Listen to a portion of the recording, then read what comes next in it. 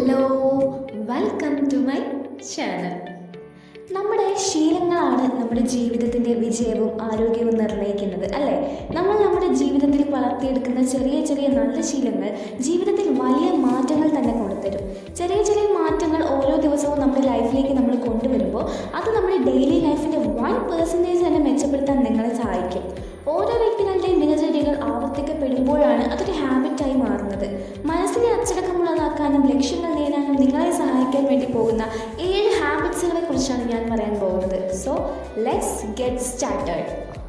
B proactive. നിങ്ങളുടെ ലൈഫിലേക്ക് പ്രതിസന്ധികൾ വരുമ്പോൾ അതിനോട് പരാതി പറയുന്നതിന് പകരമായിട്ട് പ്രശ്നങ്ങൾ പരിഹരിക്കാൻ നിങ്ങൾ തന്നെ മുന്നിലേക്ക് ഇറങ്ങുക. നിങ്ങൾക്ക് അനുകൂലമായി നിങ്ങൾ കാര്യങ്ങളെ മാറ്റിയെടുക്കുക. ഭാവിയിലെ പ്രശ്നങ്ങളോ ആവശ്യങ്ങളോ മുൻകൂട്ടി കണ്ടുകൊണ്ട് അതനുസരിച്ച് പ്രതികരിക്കുന്നതിന് പകരം സ്വയം മുൻകൈ എടുത്ത് പ്രവർത്തിക്കാൻ നോക്കുക. ഫോർ എക്സാമ്പിൾ, പ്രശ്നങ്ങൾ വരുന്നതിന് മുമ്പ് തന്നെ പരിഹരിക്കാനുള്ള നടപടി സ്വീകരിക്കാൻ നിങ്ങൾ ശീലിക്കുക. Begin with the end in mind. നിങ്ങൾ എവിടെയാണ് എത്തിച്ചേരേണ്ടത് എന്നതിനെ പറ്റി വ്യക്തമായ ഒരു കാഴ്ചപ്പാട് നിങ്ങൾക്ക് ഉണ്ടായിരിക്കുക.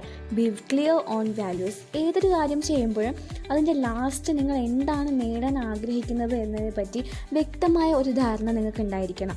എവിടെയാണ് എത്തിച്ചേരേണ്ടത് എന്ന് അറിഞ്ഞാൽ മാത്രമേ അവിടെ എത്താൻ ഇപ്പോൾ നമുക്ക് എന്ത് ചെയ്യാൻ പറ്റൂ എന്ന് വ്യക്തമായി പ്ലാൻ ചെയ്യാൻ നമുക്ക് സാധിക്കും. Put first thing first. നമ്മുടെ ലൈഫിൽ ഒരുപാട് കാര്യങ്ങളുണ്ട്, അല്ലേ? ഏറ്റവും കൂടുതൽ പ്രയോറിറ്റി കൊടുക്കേണ്ടത് ഏതിനാണെന്ന് നമ്മൾ തിരിച്ചറിയാം. ഇമ്പോർട്ടൻ്റ് ആയതിന് മാത്രം ഫോക്കസ് ചെയ്യാം. നമുക്ക് ജോലിയിലോ ജീവിതത്തിലോ വിജയം നേടാൻ ഇമ്പോർട്ടൻ്റ് ആയ കാര്യമാണ് എന്ന് തോന്നുന്ന കാര്യത്തിന് മാത്രം പ്രയോറിറ്റി കൊടുത്തുകൊണ്ട് നിങ്ങൾ മുന്നോട്ട് പോവാം. Think win win. മറ്റുള്ളവരെ തോൽപ്പിച്ച് വിജയം നേടുന്നതിനേക്കാൾ എല്ലാവർക്കും പ്രയോജനകരമായ രീതിയിൽ പരസ്പര വിജയം കണ്ടെത്തുക. അത് നമുക്കും വിജയം നൽകുന്നു. ഇരുവർക്കും നേട്ടമുണ്ടാകുന്ന രീതിയിൽ ചിന്തിക്കുക. ബിസിനസ്സിലായാലും നമ്മുടെ പേഴ്സണൽ ലൈഫിലായാലും തർക്കങ്ങൾ വരുമ്പോൾ പരിഹരിക്കുമ്പോൾ ഒരു കക്ഷിക്ക് ജയവും മറുകക്ഷിക്ക് തോൽവിയും എന്നതിന് പകരമായിട്ട് എല്ലാവർക്കും ഒരു സ്യൂട്ടാകുന്ന സൊല്യൂഷൻ നിങ്ങൾ കണ്ടെത്താൻ ശീലിക്കുക. Seek first to understand then to be understood.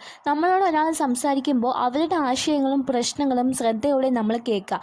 അതിനുശേഷം മാത്രം നമ്മൾ നമ്മുടെ അഭിപ്രായം അവരോട് പറയുക.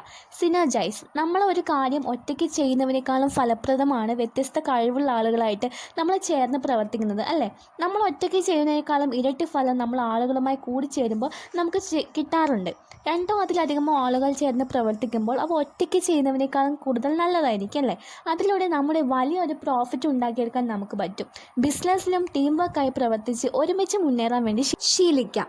ദെൻ ലാസ്റ്റ് ഉള്ളതാണ് റിന്യൂ യുവർ സെൽഫ് റെഗുലർലി എന്നത്. നമ്മുടെ ശാരീരികവും മാനസികവുമായ ആരോഗ്യം കാത്തു സൂക്ഷിച്ചുകൊണ്ട് നിരന്തരം നമ്മൾ നമ്മളെ തന്നെ സ്വയം മെച്ചപ്പെടുത്തിക്കൊണ്ടിരിക്കുക. അപ്പോൾ ഇന്നത്തെ നമ്മുടെ വീഡിയോ ഇഷ്ടമാണെങ്കിൽ സപ്പോർട്ട് ചെയ്യുക.